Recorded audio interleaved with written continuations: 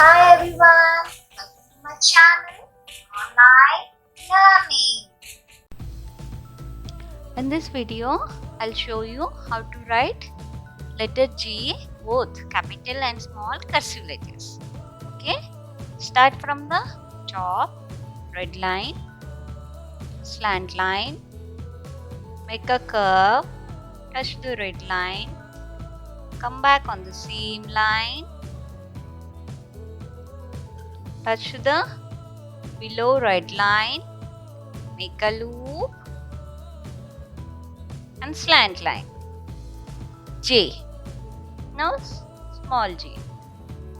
Slant line, touch the second blue line, slant line, touch the red line, make a loop,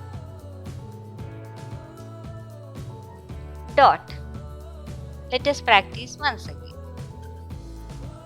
Slant line, make a curve, touch the red line, come back on the seam line, touch the red line, J. Now small j. Slant line, touch the second line, slant line, touch the third line, make a loop, dot. Capital J, small j, cursive letters.